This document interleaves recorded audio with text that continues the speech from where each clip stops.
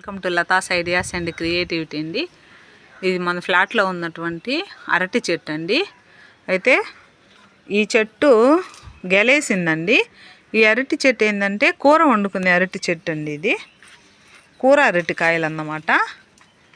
ఇదండి ఇంతవరకు బాగానే ఉందండి. ఇక్కడ నుంచి మాత్రము బాగా వేయలేదు. అది ఎందుకు అట్లా జరుగుతుందో నాకైతే అర్థం కాలేదండి. చూడండి ఎందుకు ఈ విధంగా వచ్చిందో తెలియదు. ఇంతకుముందు అయితే ఇంకొక అరటి చెట్టు బాగా పెద్ద గెల వేసిందండి. చాలా బాగున్నాయి అవి. మొత్తం అరటి గెలంతా నీట్గా వచ్చింది. ఇది మాత్రము సగం నుండి ఇలా వచ్చిందండి. ఎందుకు ఇట్లా వచ్చిందో అయితే తెలియదు కానీ చూడండి దీనికి అరటి పువ్వు కూడా ఉందండి.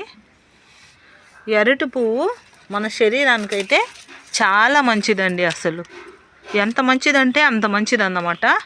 ఈ అరటి పువ్వులో వచ్చేసి మనకు ఎన్నో విటమిన్స్ అయితే ఉన్నాయండి.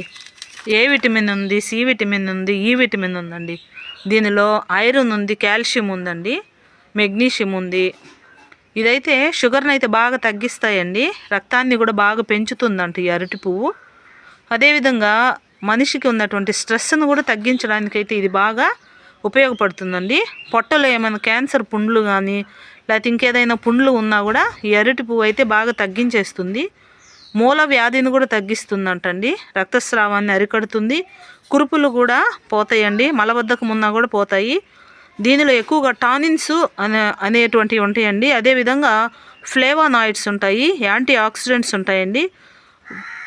అందువల్ల మంచిగా శరీరానికైతే మంచిగా ఉపయోగపడతాయండి. ముఖ్యంగా చెప్పాలంటే గుండె జబ్బులనైతే ఇది రానివ్వదండి. కాబట్టి ప్రతి ఒక్కరు కూడా కనీసం వారానికి ఒకసారైనా మనం తినాలండి. దీంట్లో ఫ్రీ రాడికల్స్ కూడా ఉన్నాయండి. అందువల్ల మన శరీరానికి ఏ జబ్బులను కూడా ఇది రానివ్వదన్నమాట. అదేవిధంగా ప్రోస్టేట్ కణాలు పెరుగుదలకు కూడా ఇది అరికడుతుందండి. ఒకవేళ పెరుగుదల ఉంటే మాత్రము ఆ ప్రోస్టేట్ కణాలను ఎక్కువగా రానివ్వకుండా అణిచివేస్తుంది అన్నమాట. కాబట్టి కనీసము వారానికి ఒక్కసారైనా కూడా మనము ఈ అరటి పువ్వునైతే తినాలండి.